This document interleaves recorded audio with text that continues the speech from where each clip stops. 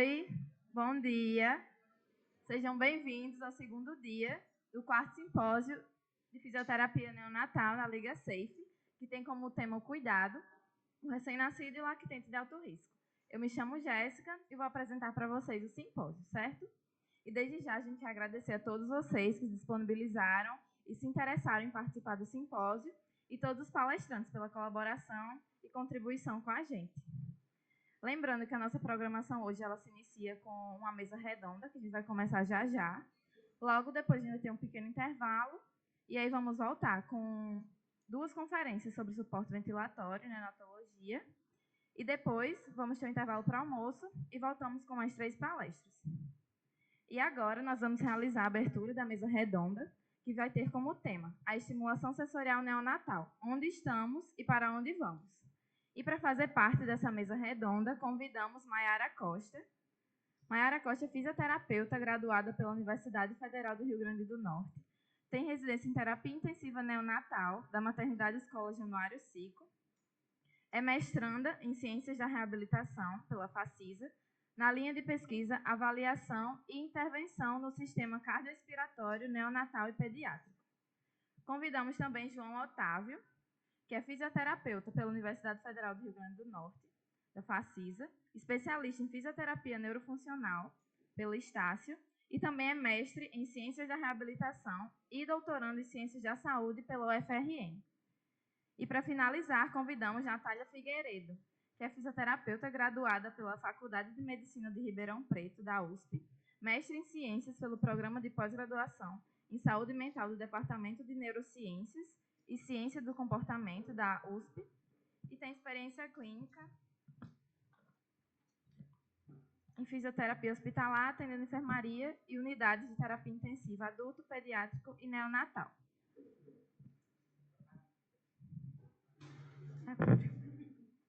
Sejam bem-vindos.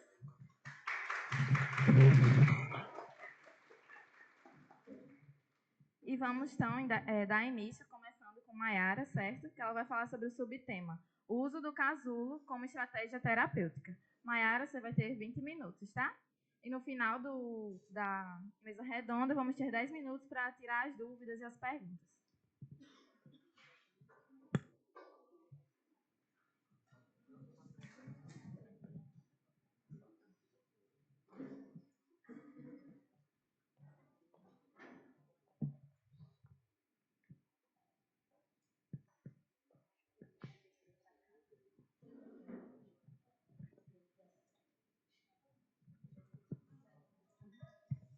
Bom dia. Então, como os meninos já me apresentaram, me chamo Maiara, sou fisioterapeuta, formada em terapia intensiva neonatal, e já gostaria de agradecer o convite, né, dos meninos de participar desse evento da SAFE, e vou trazer um pouco para vocês sobre o uso do casulo como uma estratégia terapêutica. E vou mostrar para vocês um pouco mais para frente também, um pouco sobre o trabalho que a gente desenvolveu durante a minha residência, utilizando exatamente o casulo, tanto na unidade de terapia intensiva neonatal, como na unidade de cuidados intermediários do Canguru.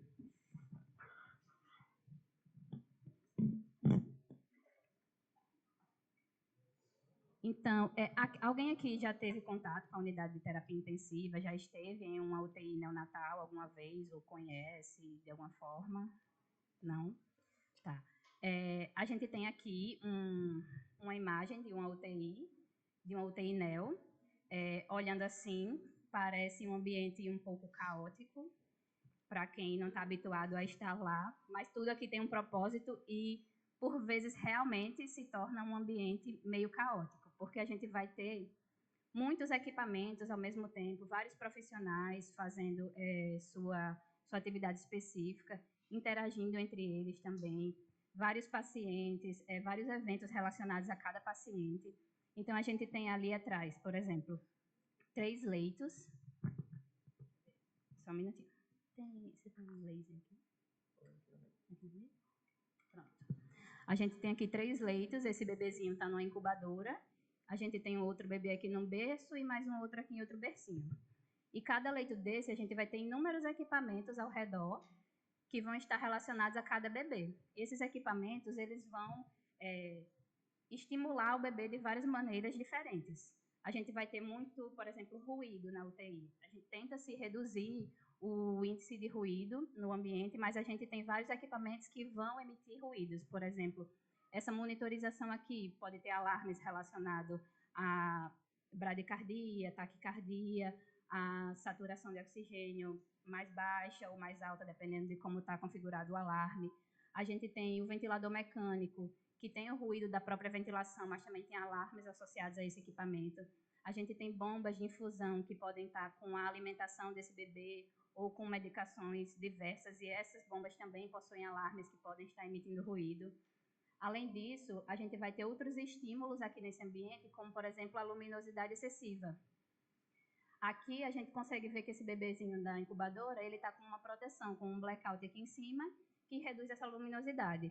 Mas esses outros bebês que estão em berços, por exemplo, eles já estão mais expostos à luz do ambiente. E, normalmente, se usa uma luz branca forte, porque, por vezes, também se precisa fazer procedimentos, são pacientes muito pequenos e precisa ser uma coisa muito específica e muito visível.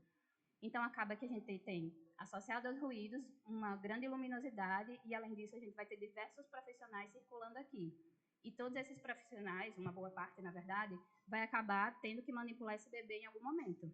Então, o médico vai precisar fazer a avaliação dessa criança, o enfermeiro vai precisar coletar um exame, vai precisar fazer um acesso, o fisioterapeuta vai fazer a intervenção fisioterapêutica, vai fazer a estimulação precoce nessa criança, vai fazer um atendimento mais voltado para a respiratória. Vou ter o técnico que precisa administrar medicação, modificar posicionamento, trocar fralda, enfim. Todos esses profissionais vão precisar manipular essa criança de alguma forma. E, além disso, a gente ainda tem a luminosidade, o ruído, a manipulação e, às vezes, outras pessoas circulando aqui, quando precisa coletar um exame específico, um cardiologista, um cirurgião, enfim. Então, tudo isso vai estar presente na UTI num ambiente que deveria ser de proteção, de cuidado e de manutenção da homeostase de todos os sistemas de bebê. Mas esses estímulos acabam, às vezes, atrapalhando essa homeostase. E a gente vai ter também, além disso, episódios que vão causar dor nesse bebezinho. Então, a gente pode ter, por exemplo, uma aspiração, que para o bebê é dolorosa. Pode ter, por exemplo, um acesso ou uma coleta de exame, que vai ser um procedimento doloroso. E procedimentos dolorosos e o estresse prolongado que todos esses estímulos vão fazer nessa criança acabam comprometendo o estado de sono desse bebê e geram uma má adaptação, e isso acaba afetando o desenvolvimento dessa criança. Tanto no momento que ela está lá, a gente consegue ver repercussões disso, quanto na vida, na primeira infância e na vida adulta também, dependendo da quantidade de estímulos e do tipo de estímulo que essa criança está recebendo. Aqui nós temos um trabalho de Gemma Brown, que trouxe um apanhado de informações sobre o ruído na UTI associado aos bebês pré-termo. Então, os bebês prematuros que estão expostos a uma grande intensidade de ruídos na UTI, eles vão passar por um aumento do estresse fisiológico, um aumento na resposta autonômica, isso pode gerar bradicardia e hipóxia. Então, se a gente pensar nisso aqui só associado ao ruído, já tem muita coisa. Pode fazer apneia, alterações no estado de sono dessa criança, flutuações na frequência cardíaca, na frequência respiratória, na pressão sanguínea e na saturação de oxigênio. Essas repercussões aqui, a longo prazo, a gente consegue visualizar isso aqui na própria UTI, por exemplo. Isso não está associado exclusivamente aos ruídos. Também pode ser causado pela luminosidade, pela manipulação. E efeitos a longo termo, pensando no ruído, a gente pode ter, a longo prazo, a gente pode ter perda da audição, dificuldade de linguagem, alterações cerebrais no desenvolvimento dessa criança. Então, se só pensando no ruído a gente já tem isso aqui, imagine se a gente associar todas essas outras estimulações que a criança passa naquele ambiente de UTI. Temos esse trabalho também aqui, da Nature, que mostra a influência da dor e da agitação no cérebro da criança. E se vê que algumas áreas do cérebro elas vão estar diminuídas. Em alguns testes feitos em crianças até 3 anos de idade, se percebe ainda consequências dessa estimulação dolorosa que ela sofreu durante um período de internamento. E aí a gente consegue explicar algumas coisas que acontecem devido a essa estimulação através da teoria sincronativa do desenvolvimento. Talvez vocês já tenham visto essa imagem em algum lugar. Aqui mostra a maturação dos sistemas do bebê ao longo da vida, principalmente intrauterino. Os sistemas começam a desenvolver no início das primeiras semanas de concepção e vão se desenvolvendo ao longo da vida intrauterina e continuam ainda após o nascimento. Isso a gente pensando num bebê termo.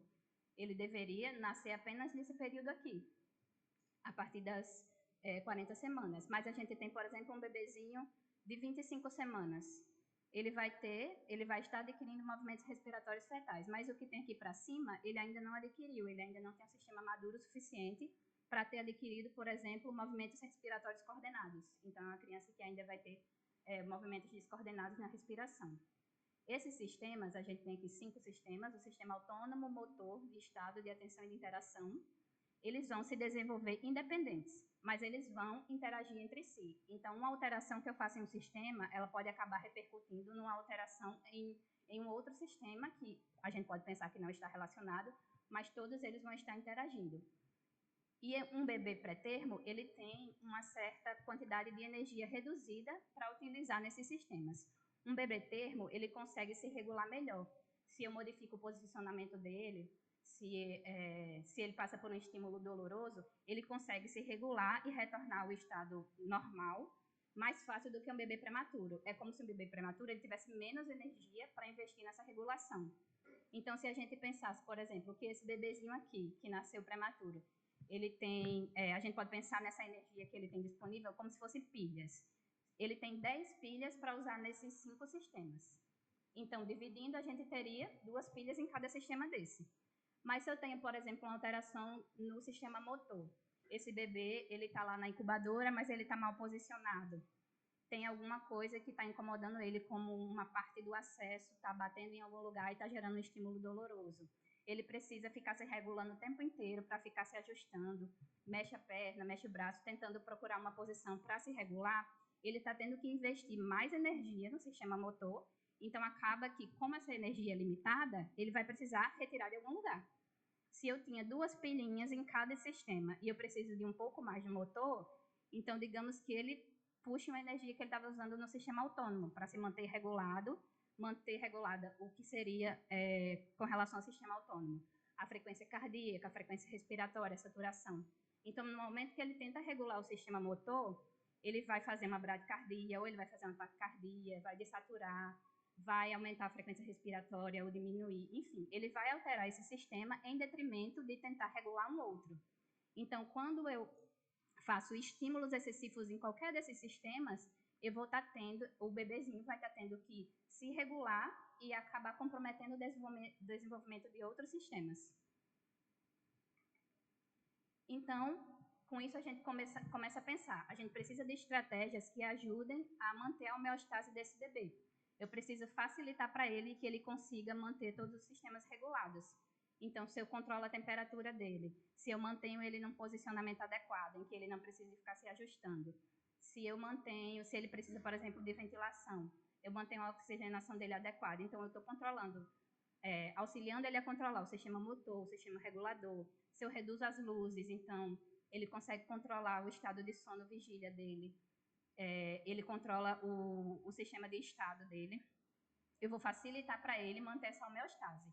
E aí a gente tem várias estratégias que podem ser utilizadas, e entre elas a gente tem os posicionamentos. Na UTI, a gente tem posicionamentos específicos.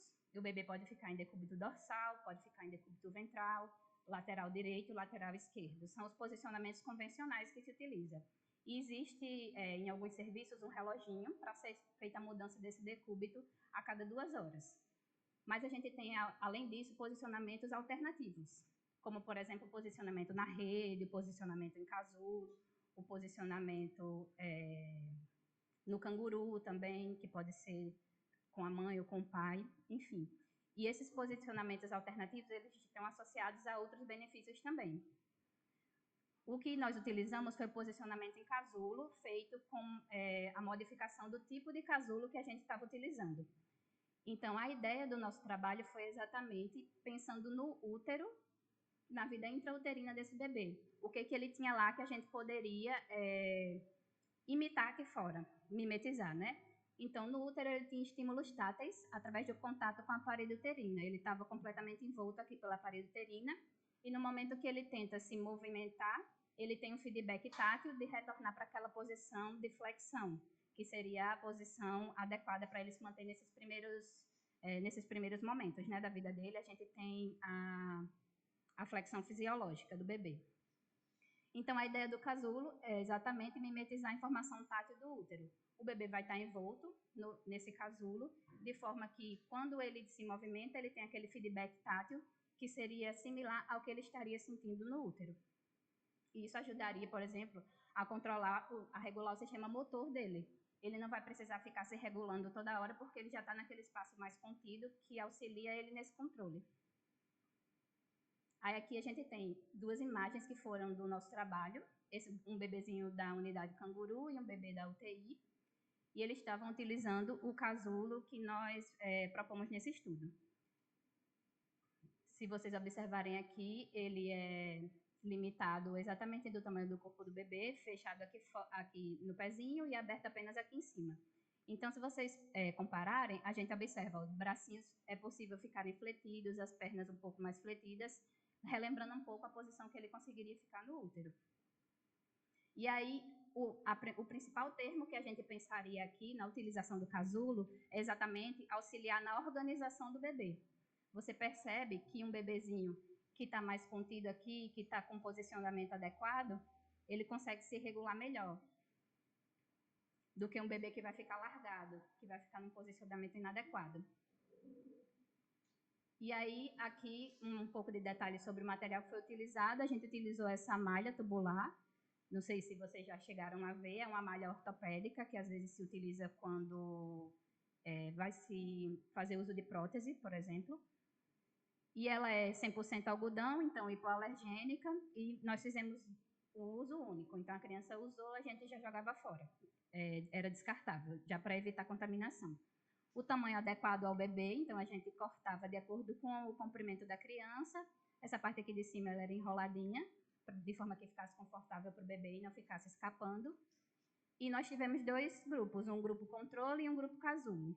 O grupo controle ele era posicionado no posicionamento habitual já do serviço. Nesse caso foi escolhido o decúbito dorsal. E o grupo casulo utilizava o casulo durante o tempo que a gente definiu de meia hora. Então, um grupo era observado sem intervenção do casulo e o outro com o casulo. Ambos eram manipulados inicialmente para o posicionamento adequado, e mesmo os bebês que ficavam em casulos, eles eram mantidos em decúbito dorsal. Então, a única diferença seria exatamente o tecido, a presença do tecido. E aí nós avaliamos variáveis associadas aos sistemas que eu falei anteriormente para vocês. No sistema autônomo, a gente viu frequência cardíaca, respiratória e saturação. No sistema motor, a gente avaliou os movimentos através da General Movements. E o sistema regulador foi avaliado através da escala de Duo NIPS, a Neonatal Infant Pain Scale. A General Movements, para quem não conhece ainda, ela se baseia em movimentos que o bebê apresenta desde a vida intrauterina.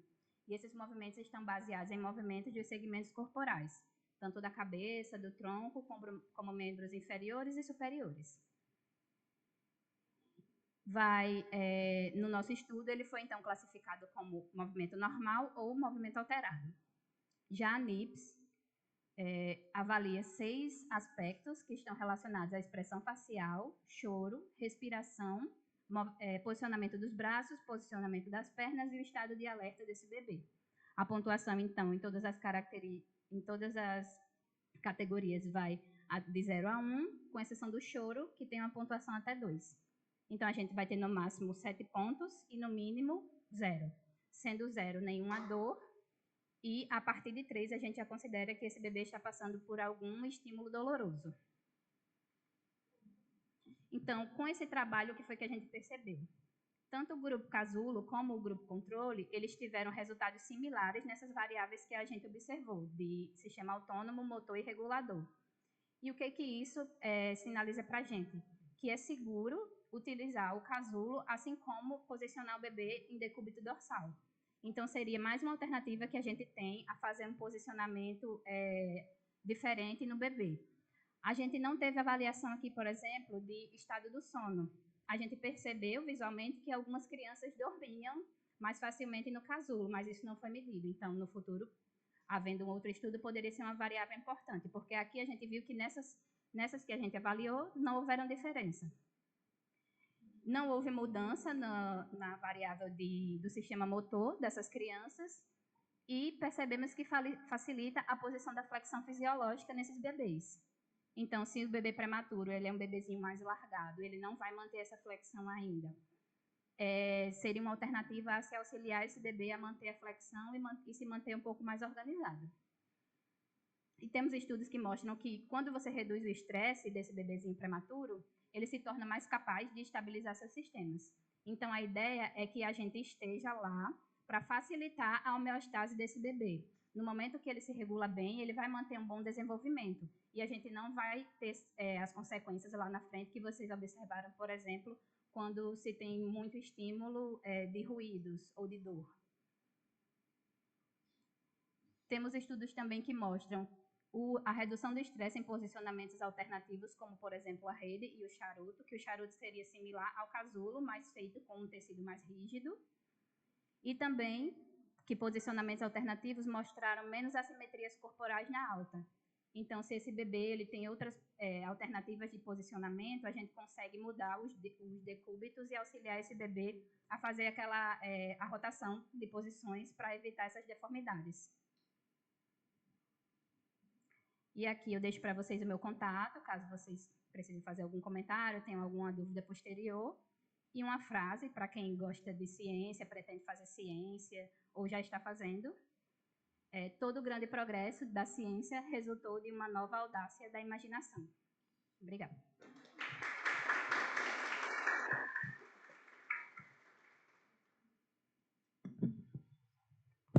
Muito obrigada, Mayara. E a gente vai dar continuidade, certo? Lembrando que no final da mesa redonda que a gente vai abrir para as perguntas. Então, o próximo a apresentar vai ser João Otávio, que vai falar sobre o subtema, o uso do ofurô como estratégia terapêutica. João, você também vai ter 20 minutos, tá?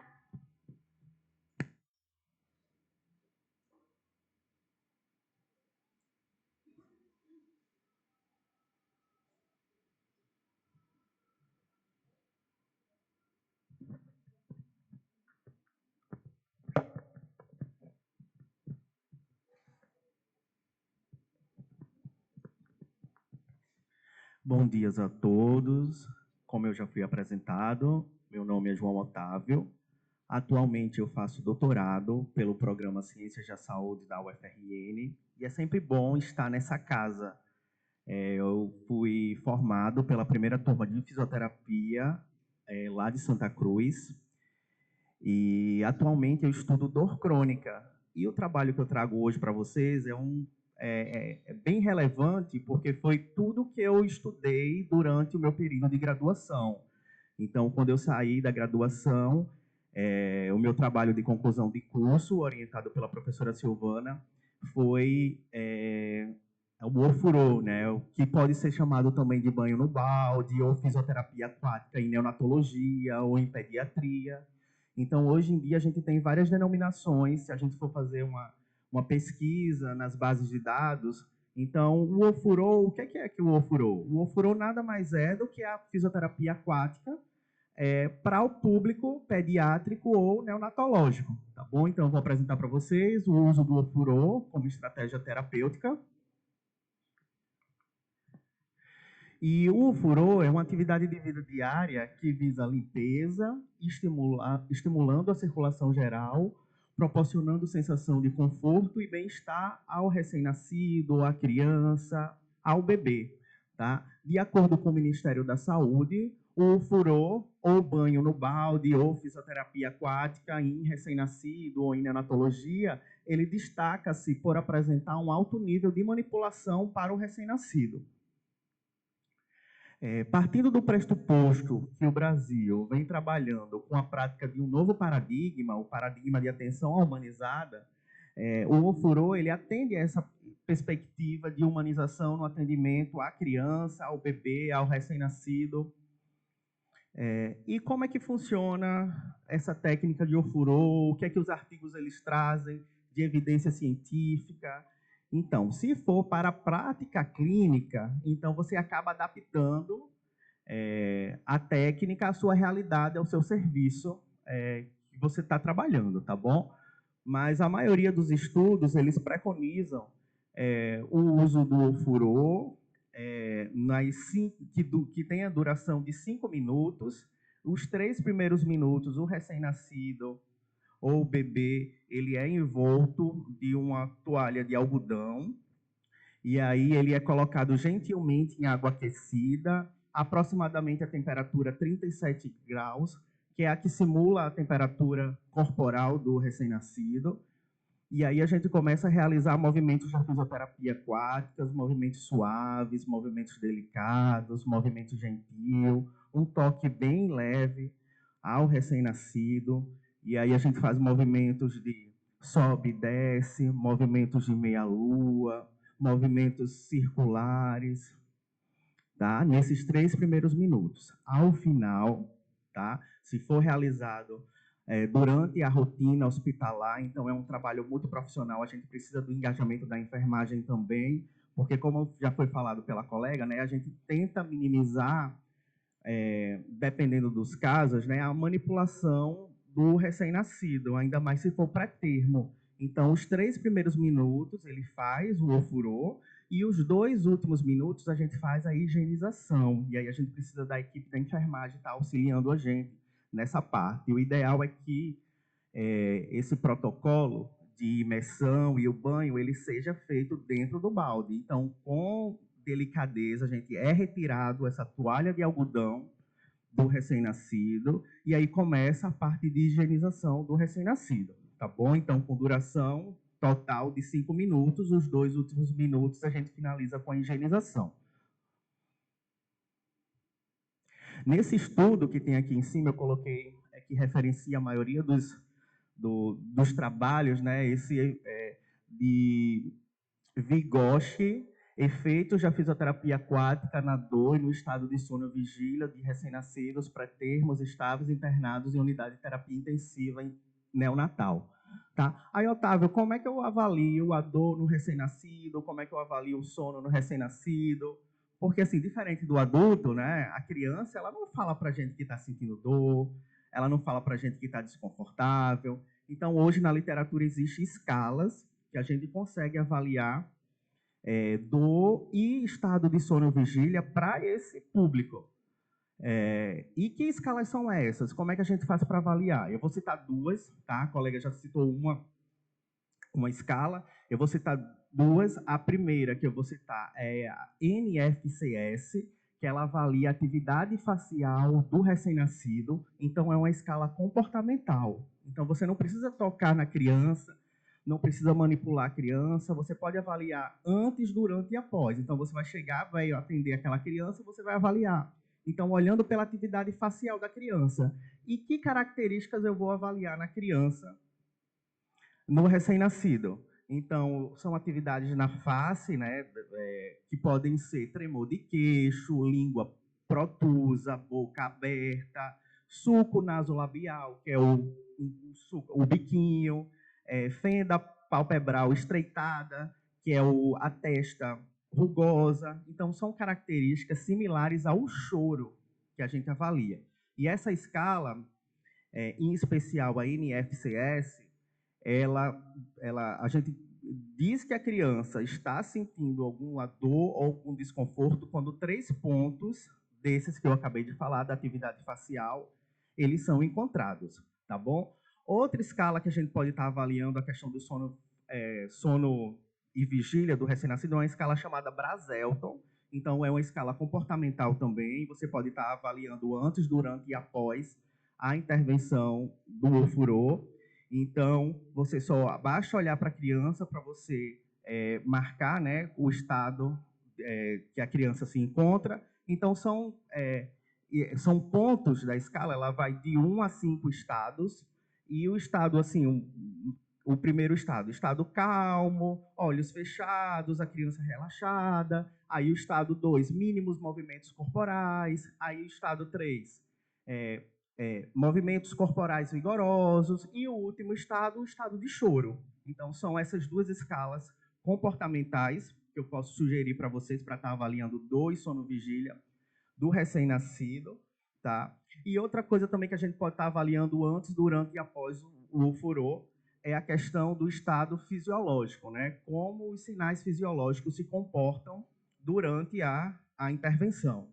Então, a gente pode estar utilizando os sinais fisiológicos de frequência cardíaca, antes e após o banho, frequência respiratória antes e após o banho, saturação de oxigênio antes e após o banho. Então, esses dois sinais, né, essas características comportamentais e características fisiológicas, são os pontos que os artigos eles vêm trazendo como avaliação durante a técnica de ofurô e comparando ou a técnica de ofurô com o banho tradicional no chuveiro ou alguma outra técnica específica. Então, agora eu trago para vocês algumas evidências da literatura de alguns autores que utilizam o ofurô, o que é que os estudos trazem. Então, segundo Clote, colocar o recém-nascido frouxamente envolvido em pano e em água morna auxilia no alívio da dor e relaxamento muscular por meio da redução da sensibilidade das terminações nervosas e aumento da circulação periférica, justamente porque quando a gente coloca o recém-nascido em meio aquático, a pressão hidrostática, que é a pressão que a água exerce sobre o tórax do recém-nascido, ele já causa essa sensação intrauterina, se assemelha ao útero da mãe, então causa essa sensação de conforto para o recém-nascido, e a água morna causa essa questão do relaxamento através dessas terminações, redução da sensibilidade das terminações nervosas. A Node, ao estudar a dor em recém-nascido, afirma que é um dos fatores mais prejudiciais no ambiente extrauterino e que, não tratada, pode provocar inúmeros efeitos deletérios. Então, como a colega falou, então a gente tem que minimizar esses desconfortos, esse estresse, essa irritabilidade, essa dor no recém-nascido. E o ofurô, ele entra aí como uma estratégia na rotina hospitalar ou para a pesquisa clínica. Tá bom? Então, assim, Otávio, em que hora eu vou usar o ofurô? Vou usar antes da fisioterapia, depois da fisioterapia? Ou a criança está muito estressada, irritada, e eu vou utilizar a técnica de ofurô? Então, assim, vai depender da rotina do seu serviço e de como a criança se comporta. Então, pode ser após a fisioterapia convencional? Pode. Pode ser após uma intervenção, uma manipulação mais vigorosa pela equipe para causar um relaxamento da criança? Pode também, tá bom? Então, as técnicas de ofurô, elas podem promover tanto a melhora do comportamento e qualidade de sono, como a redução do choro e do estresse, conforme os estudos de Gaspar e colaboradores.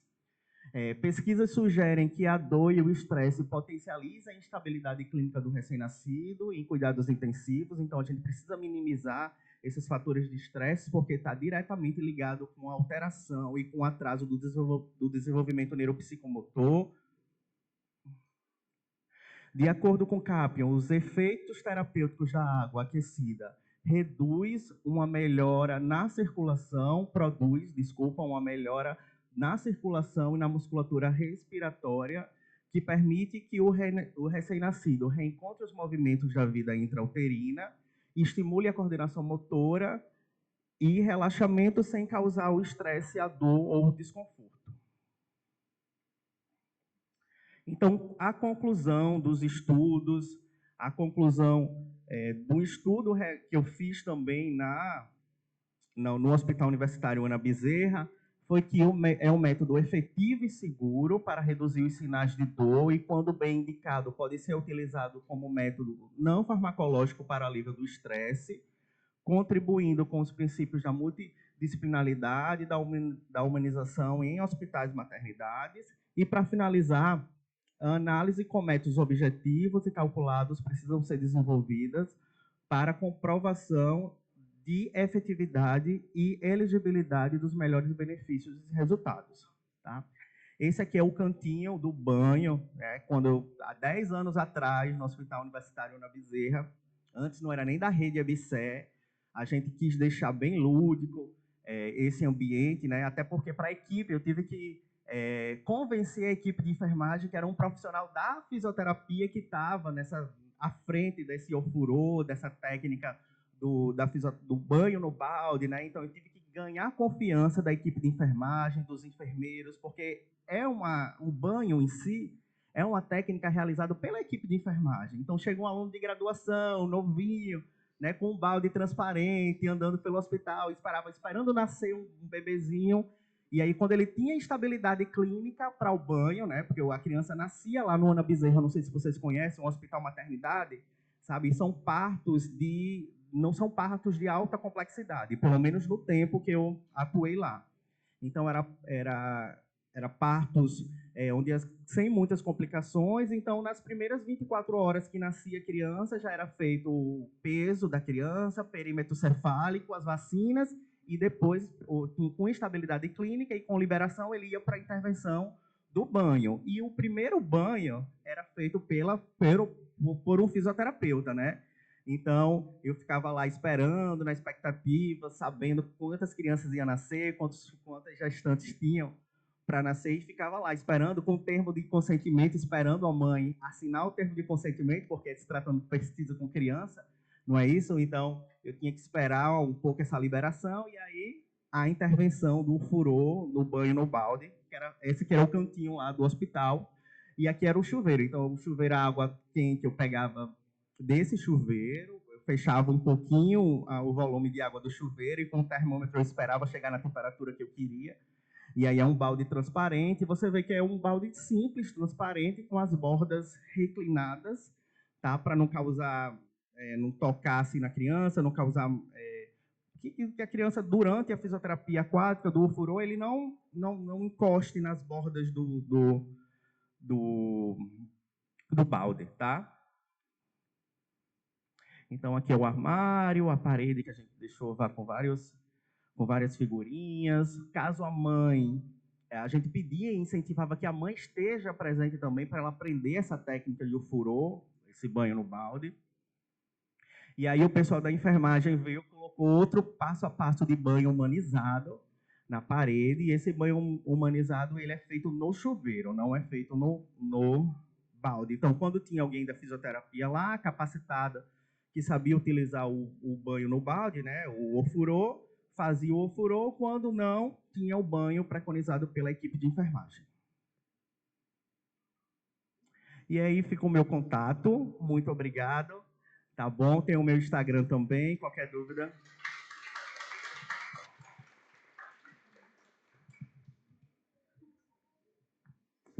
Muito obrigada, João Otávio. E, infelizmente, Natália teve um imprevisto, ela não vai poder apresentar, e a gente vai seguir com as dúvidas, certo? Aí não tenham vergonha, aproveitem o momento para tirar todas as dúvidas de vocês, que eles estão aqui disponíveis para isso. Podem falar.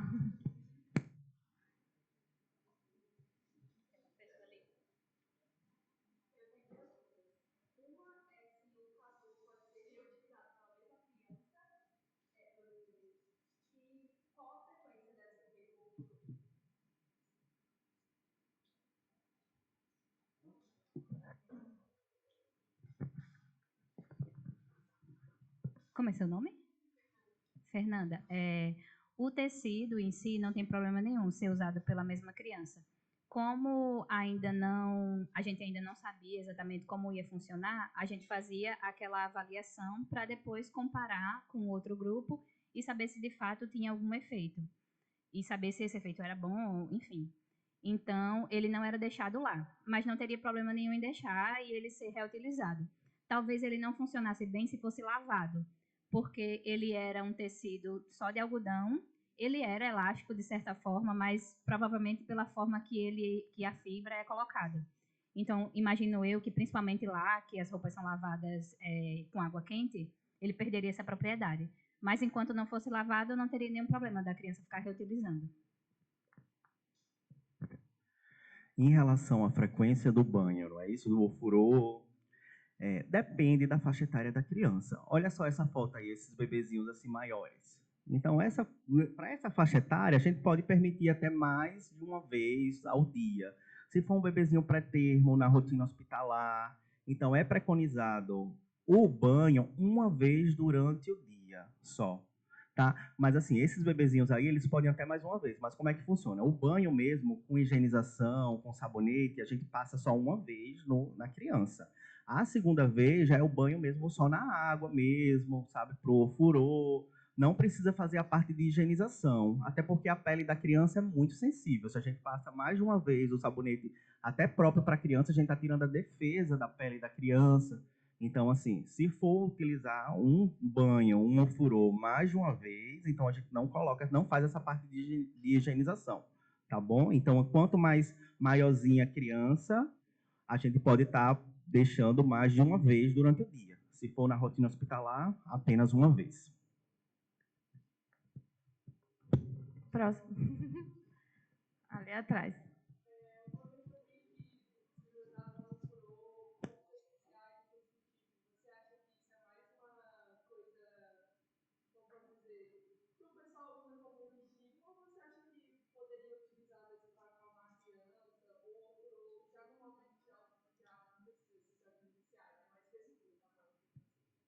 Então, depende. Se for na rotina hospitalar, o ideal é que a gente não utilize nada, tenha que ser tudo por prescrição, até porque na rotina hospitalar, tudo que é para criança, para passar na criança, precisa de uma prescrição, precisa de uma análise.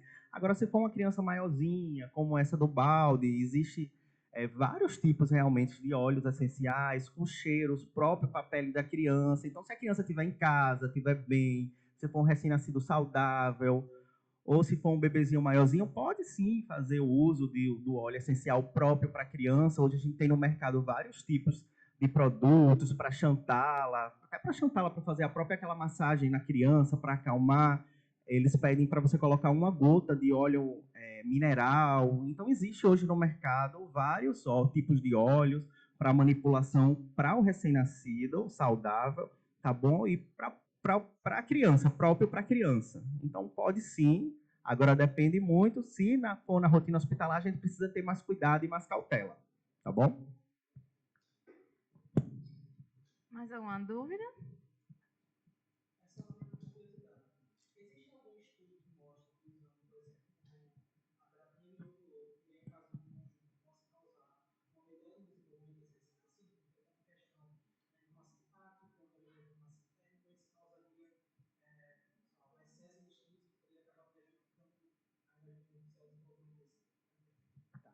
Olha só, eu não sei dizer se existe um estudo comparando essas duas técnicas. O que eu sei é que existe um estudo, né, um estudo até que eu desenvolvi no TCC, a gente até publicou numa revista internacional, não é a revista A1, mas a gente conseguiu publicar numa B, tá bom?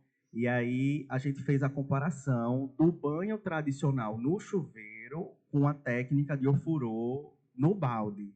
E a gente percebeu que, como conclusão, foi até a conclusão que eu trouxe aqui no nosso trabalho, foi que a manipulação, o banho no balde, o furor no balde, ele causa um melhor conforto para o bebê, uma melhora do sono.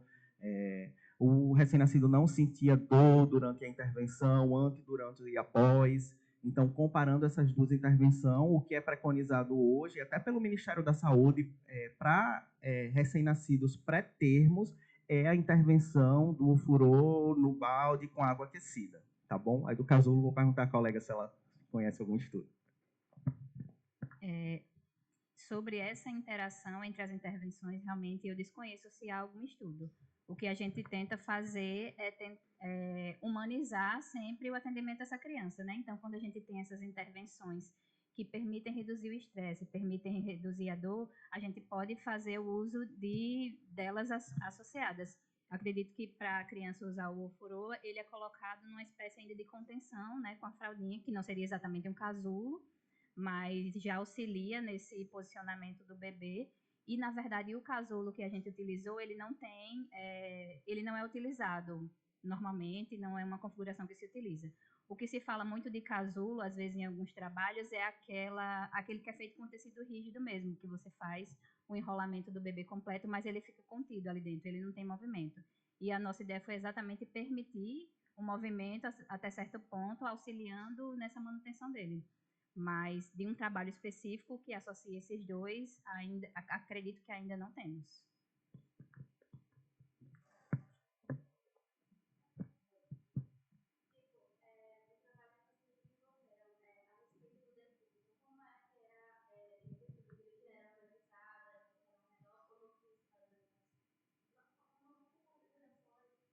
Isso. A gente usou o posicionamento habitual do serviço, né? Então, todos os decúbitos, eles eram feitos com os coxins para auxiliar no posicionamento da cabeça e também com o ninho ao redor. Isso aí foi mantido tanto no grupo que estava em casulo como no grupo controle. Então, por mais que o bebê estivesse em casulo, ele estava num posicionamento similar ao outro, com exceção de que ele estava contido dentro do casulo. Mas ele estava usando o coxim e os paninhos ao redor que a gente coloca para posicionar, eles estavam utilizando em decúbito dorsal e no casulo também. Existia essa contenção limitada do ambiente ao redor dele. Tanto na técnica do casulo como na do ofurô, existe alguma contraindicação? Porque são técnicas bem naturais, mas isso que eu perguntar, alguma condição especial para o bebê não realizar alguma das técnicas? No nosso estudo, a gente não avaliou crianças que estavam em ventilação mecânica, por exemplo, mas pela própria limitação de posicionar a criança nesse tecido. Eu acredito, pelo que a gente encontrou, de que não haja contraindicação, mas a limitação foi durante a própria manipulação mesmo. A gente pensou até em testar em crianças em ventilação, mas como estudo, né, como pesquisa, a gente precisa padronizar e iniciar por algum ponto. Então, a ideia foi iniciar em crianças que já estivessem em ambiente, inicialmente. Mais para frente, poderia desenvolver um estudo para ver se, de fato, haveria alguma diferença entre essas crianças, mas acredito que até então não teria contraindicação, dependendo do perfil do bebê. Para o banho, para o ofurô, eu tenho visto nos estudos, principalmente na parte de unidade de terapia intensiva, que existe sim uns critérios de exclusão e inclusão para realizar a técnica. Por exemplo, a criança, o recém-nascido, pré-termo com febre, instabilidade clínica, a gente não evita esse tipo de manipulação no meio aquático. Otávio, o paciente em ventilação mecânica, o bebê em ventilação mecânica, ele pode fazer? Pode fazer. Agora, ele tem que estar estável da parte clínica, da parte dos exames laboratoriais, para poder realizar a técnica dentro do meio aquático, tá bom? Mais alguma pergunta? Ali atrás.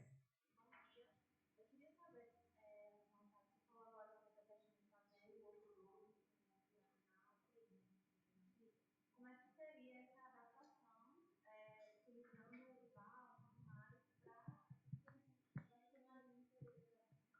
Olha, essa adaptação seria, como eu falei, é um trabalho em equipe multiprofissional. O fisioterapeuta sozinho, ele dificilmente ele não vai conseguir estar à frente disso tudo, até porque a gente precisa da liberação clínica do médico, a equipe médica da UTI, os pediatras, você precisa justificar para eles a sua intervenção, o que é que melhora, trazer evidência científica, como você vai ter que fazer. Você precisa treinar bastante a técnica, porque, por exemplo, se a gente começar com a toalhinha e depois ter que tirar a toalhinha, então o fisioterapeuta, você precisa ter uma destreza, um treinamento para você conseguir no meio aquático tirar a toalha em volta da criança e fazer a segunda parte, que é a parte de higienização. Então você precisa ver um local, o local mais propício para realizar. Então você precisa do engajamento da equipe, justificar realmente a importância da técnica, e aos pouquinhos você vai conseguindo, né? Olha só, quando eu comecei a aplicar o ofurô, eu era estudante de graduação, eu fui treinado pela professora Silvana no tempo, e E assim, eu andava com um balde para cima e para baixo. Eu estava no estágio de pediatria e eu andava com um balde transparente para cima e para baixo. Eu era conhecido como o menino do balde, o filho do balde. Cadê o balde? Não sei. E aí o pessoal foi vendo a técnica. E assim, é uma coisa assim, que chama a atenção. Quando você consegue um bebê, assim, que você, da rotina hospitalar, que você vai triar uns critérios, aí pega aquele mais estável, aquele recém-nascido, saudável, para a gente colocar. Então, a equipe para ver, sabe? A professora ensinando e você vendo. Então, assim, aos poucos, você vai ganhando o espaço. E como assim, a professora era ocupada e eu estava no estágio, então eu já andava com balde, porque assim, eu queria trabalhar com isso no meu trabalho de conclusão de curso. Então, eu andava com balde, quando tinha uma professora no final do estágio, vamos fazer, tem um bebezinho que estava irritado, a mãe estava relatando que estava muito choroso, ele está estável. E aí, vamos colocar ele no balde, vamos preparar? Vamos preparar. Então, já pegava a toalhinha, até a forma de você posicionar a toalha de algodão para o corpo da criança, para que ela fique confortável. Então, tudo isso precisa de um treinamento. E aí, quando você faz o primeiro, a equipe começa a visualizar, os enfermeiros também adoram a novidade. Não sei se tem pessoal da enfermagem aqui ou só é só fisioterapia, mas a equipe de enfermagem também adora esse tipo de intervenção também. Eu lembro que no tempo tinha uma enfermeira que falava assim, nossa, como é que esse fisioterapeuta, esse estudante de fisioterapia consegue fazer a técnica de luva, sabe? Porque eles dão um banho sem luva, né? Mas eu aprendi com luva, então a criança não acontece isso de escorregar, não acontece. Porque o medo que a gente tem, né, logo no início, é da criança, vou soltar a criança e vou afogar a criança aqui dentro do balde. Mas isso não acontece. Mas isso não acontece. Aí imagina assim, quando te dão uma coisa para você segurar, por exemplo, isso aqui, para passar os slides, você deixa cair no chão? Você não deixa cair no chão, né? Às vezes, quando você está apresentando alguma coisa, fica nervoso e cai, né? Mas lá na hora você está com as duas mãos, você está com a atenção centrada naquela atividade, então você não vai deixar cair no chão, você não vai deixar afogar a criança, entendeu? Então dá tudo certo. É mais ou menos, mas se você tiver foco, se você for bem treinado, a técnica correta, dá tudo certo, tá bom? Eu avaliei 100 crianças, foram 100 crianças, 100 recém-nascidos, todos os banhos. Foi eu que tive à frente dessa técnica, e o banho no chuveiro ficava a critério dos outros colegas, que é aquele banho tradicional no chuveiro que geralmente dão nos recém-nascidos, tá bom? Então, dá sim para engajar a equipe, para a gente conseguir realizar o ofurô na rotina hospitalar, tá?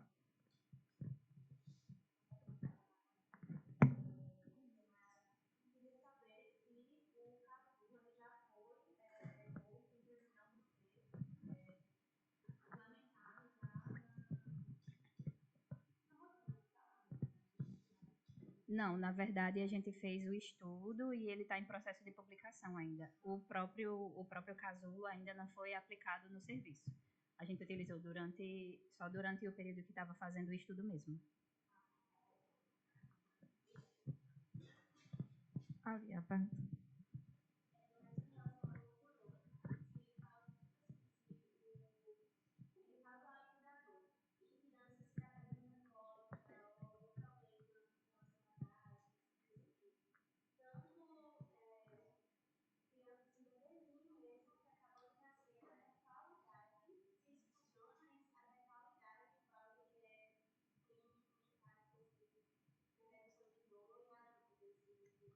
Tá. Nessa parte de cólica abdominal, eu não sei dizer se o ofurô ele vai causar uma melhora para essa causa específica, né? Porque a gente sabe que a pressão hidrostática, a temperatura morna da água causa uma analgesia sistêmica no recém-nascido, né? Mas, assim, pode-se investigar em relação à idade, à faixa etária do bebê, até ele entrar no balde, né? Porque se for um bebezinho pequenininho, esse balde convencional, a gente consegue. Por exemplo, um recém-nascido saudável, um balde tradicional para o furô, a gente consegue. Aí se tem um bebezinho, uma criancinha maior, aí tem que ser um balde maior, ou uma banheira, uma piscina, uma coisa assim maior, sabe? Então, assim, por exemplo, para essa pesquisa, eu percebia que quando a criança nascia com 5 quilos, aquele bebê gig, né? 5 quilos, no balde convencional eu não conseguia realizar os movimentos da fisioterapia aquática proponente no protocolo. Então, eu mudei, eu falei, não, crianças mais gordinhas não cabe no balde. Então, eu vou estipular uma faixa etária de peso. Então, como a criança era pesada quando nascia, então eu olhava o peso da criança. Se fosse até 3 quilos, a gente fazia no balde convencional. Se fosse acima disso, eu teria que ter um balde maior. E como eu não tinha um balde maior no serviço, então eu tive que botar esse critério para eliminar, até porque quando eu colocava o bebê maior, eu não conseguia realizar os movimentos e a criança ficava irritada, no lugar que eu percebi que a criança ficava mais irritada, porque ela ficava apertada dentro do balde, entendeu? Então eu resolvi botar esse critério de exclusão de crianças bebês até 5 quilos.